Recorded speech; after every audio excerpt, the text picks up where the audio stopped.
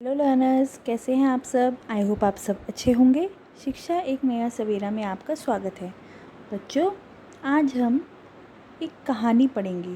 कहानी का शीर्षक है माता का आंचल। ये आपकी पाठ्य पुस्तक कक्षा 10 में संकलित है, कृतिका भाग 2 में। इसमें बच्चों माता का आंचल जो है ये शिव पूजन सहाय द्वारा लिखा गया है, जिसमें लेखक ने अपने माता पिता के साथ बचपन के आत्मीय लगाव को खूबसूरत तरीके से व्यक्त किया है। इस पाठ में ग्रामीण संस्कृति का अद्भुत चित्रण है। जब आप इस चैप्टर को पढ़ेंगे तो आपको इसमें ग्रामीण झलक दिखाई देगी। बच्चों, निसंदेह माँ की ममता का तो कोई मोल नहीं होता, और स्वाभाविक रूप से जब बच्चे पर विपदा या दुख का पहाड़ टूटता है तो वह सर्वप्रथम अपनी माँ की छाती से जा लिपटता है। माँ के आंचल के सिवा बच्चों कोई दूसरी जगह सुरक्षित हो ही नहीं सकती।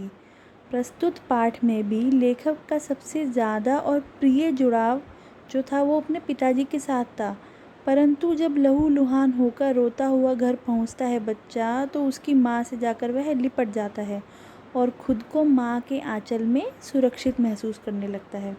तो बच्चों, इसका हम पाठ का सारांश पढ़ेंगे और आप वीडियो को पूरी देखा करें और लाइक तो ज़रूर करा करें, और अगर आप अपने फ्रेंड्स के साथ ज़्यादा से ज़्यादा शेयर करें ताकि उनकी भी हेल्प हो सके। चलिए अब हम पाठ के सार को देखते व समझते हैं। माता का आंचल के लेखक शिव पूजन सहाय हैं।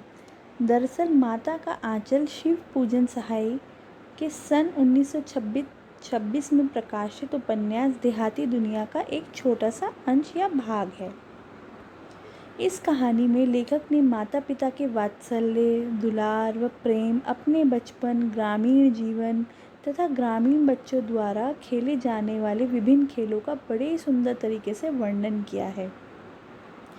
साथ में बात बात पर ग्रामीणों द्वारा बोले जाने वाली लोकोक्तियों का भी बड़ी खूबसूरती से इस्तेमाल किया है। जैसे कि मैं आपको बताती हूँ, जहाँ लड़कों का संग तहाँ बाजे मृदंग, जहाँ बुढ़ों का संग तहाँ खर्चे का तंग। तो ऐसी बड़ी ही लोकोक्तियाँ हैं जो इस पाठ में मौजूद हैं। यह कहानी मातृ प्रेम का अनूठा उदाहरण है। यह कहानी हमें बताती है कि एक नन्हे बच्चे को सारी दुनिया की खुशियाँ व सुरक्षा और शांति की अनुभूति सिर्फ माँ के आंचल के तले ही मिलती है। तो बच्चों, कहानी की शुरुआत कुछ इस तरह होती है कि जो शिव पूजन सहाय के बचपन का नाम तारकेश्वर नाथ था, मगर घर में उन्हें भोलानाथ कहकर पुकारा जाता था। भोलानाथ अपने पिता को बापूजी और माता को मैया कहते थे। बचपन में भोलेनाथ का अधिकतर समय अपने पिता के सानिध्य में गुजरा था।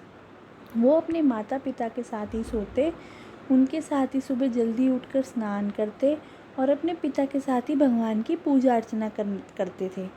वो अपने बापूजी से अपने माथे पर तिलक लगाकर खूब खुश होते थे, और जब भी भोलानाथ के पिता रामायण का पाठ करते तब भोलानाथ उनके बगल में बैठकर अपने चेहरे को प्रतिबिंब आईने में देखकर खूब खुश होते थे। पर जैसे ही बाबूजी की नज़र उन पर पड़ती तो वह थोड़ा शर्मा कर, थोड़ा मुस्कुरा कर आईने नीचे रख देता था। उनकी इस बात पर उनके पिताजी भी मुस्कुरा उठते थे। पूजा अर्चना करने के बाद भोलानाथ राम नाम लिखी कागज़ की पर्चियों में छोटी छोटी आटे की गोलियां रखकर अपने बाबूजी के कंधे पर बैठकर गंगा जी के पास जाते। फिर उन आटे की गोलियों को मछलियों को खिला देते थे।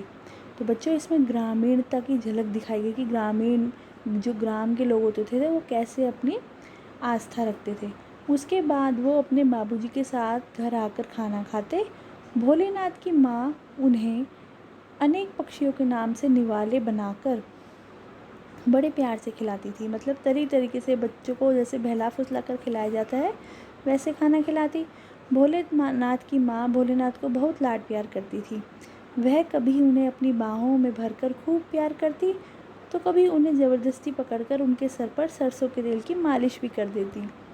उस वक्त भोलानाथ बहुत छोटे थे, इसलिए वह बात बात पर रोने लगते। इस पर बाबूजी भोलानाथ की माँ से नाराज़ हो जाते, लेकिन भोलानाथ की माँ उनके बालों को अच्छे से संवार कर उनकी एक अच्छी सी गुत्थ बनाकर उनमें फूलदार लड्डू लगा देती थी। साथ में नाथ को रंगीन कुर्ता व टोपी पहनाकर उन्हें कन्हैया जैसा बना देती थी। भोलानाथ अपने हम उम्र दोस्तों के साथ खूब मौज मस्ती और तमाशे करते। इन तमाशों में तरह तरह के नाटक शामिल होते थे। कभी चबूतरों का एक कोना ही उनके नाटक घर बन जाता, तो कभी बापूजी को नहाने वाली चौकी ही रंगमंच बन जाती। तो उन्हें बड़ा ही रंगमंच करने का अच्छा लगता था। उसी रंगमंच पर सरकंडे के खंभों पर कागज़ की चांदनी बनाकर उनमें मिट्टी या अन्य चीज़ों से बनी मिठाइयों की दुकान लग जाती, जिसमें लड्डू, बताशे, जलेबियाँ सब सजा दी जाती थी। फिर जस्ते में छोटे छोटे टुकड़ों के बने पैसों से बच्चे उन मिठाइयों को खरीदने का नाटक करते थे। भोलानाथ के बाबूजी भी कभी कभी वहाँ से खरीद लेते थे। ऐसे ही नाटक में कभी घरौंदा बना दिया जाता था, जिसमें घर की पूरी सामग्री रखी हुई होती थी। तो कभी कभी बच्चे बारात का भी जुलूस निकालते थे, जिसमें तंबूरा और शहनाई भी बजाई जाती थी। दुल्हन को भी विदा कर लाया जाता था। कभी कभी बाबूजी दुल्हन का घूंघट उठाकर देख लेते तो बच्चे हंसते हुए वहाँ से भाग जाते। बापूजी भी बच्चों के से खेलों में भाग लेकर उनका आनंद उठाते थे। बापूजी बच्चों से कुश्ती में जान बूझ कर हार जाते थे। बस इसी हंसी खुशी में भोलानाथ का पूरा बचपन मज़े से बीत रहा था। एक दिन की बात है, सारे बच्चे आम के बाग में खेल रहे थे। तभी बड़ी जोर से आंधी आई। बादलों से पूरा आकाश ढक गया। देखते देखते खूब झमझम कर बारिश होने लगी। काफ़ी देर बाद बारिश बंद हुई तो बाग के आसपास बिच्छू निकल आए, जिन्हें देखकर सारे बच्चे डर के मारे भागने लगे। संयोगवश रास्ते में उन्हें मूसन तिवारी मिल गए। भोलानाथ के एक दोस्त बैजू ने उन्हें चिढ़ा दिया। फिर क्या था, बैजू की देखा देखी सारे बच्चे मूसन तिवारी को चिढ़ाने लगे। मूसन तिवारी ने सभी बच्चों को वहाँ से खदेड़ा और सीधे पाठशाला चले गए। पाठशाला में उनकी शिकायत गुरुजी से कर दी। गुरुजी ने सभी बच्चों को स्कूल में पकड़ लाने का आदेश दिया। सभी को पकड़कर स्कूल पहुँचाया गया। दोस्तों के साथ भोलानाथ की भी जमकर मार पड़ी। जब बापूजी को खबर पहुंची तो दौड़े दौड़े पाठशाला आए। जैसे ही भोलानाथ ने अपने बापूजी को देखा तो वो दौड़कर बापूजी की गोद में चढ़ गए और रोते रोते बापूजी का कंधा अपने आंसुओं से भिगो दिया। गुरुजी की मान मिन्नती कर बापूजी भोलानाथ को घर लेकर आ गए। भोलानाथ काफ़ी देर तक बापूजी की गोद में भी रोते रहे, लेकिन जैसे ही रास्तों में उन्होंने अपनी मित्र मंडली को देखा तो वो अपना रोना भूलकर मित्र मंडली में शामिल हो गए। मित्र मंडली उस समय चिड़ियों को पकड़ने की कोशिश कर रही थी, तो भोलानाथ भी चिड़ियों को पकड़ने लगे। चिड़िया तो उनके हाथ नहीं आई, पर उन्होंने एक चूहे के बिल में पानी डालना शुरू कर दिया। उस बिल से चूहा तो नहीं निकला, लेकिन सांप जरूर निकल आया। सांप को देखते ही सारे बच्चे डर के भागने लगे। भोलानाथ भी डर के मारे भागे और गिरते पड़ते जैसे जैसे घर पहुँचे, सामने बापूजी बैठकर हुक्का पी रहे थे। लेकिन भोलानाथ जो अधिकतर समय अपने बाबू के साथ बिताते थे, उस समय बापूजी के साथ पास न जाकर सीधे माँ की गोद में जाकर छिप गए। डर से कांपते हुए भोलानाथ को देखकर माँ घबरा गई।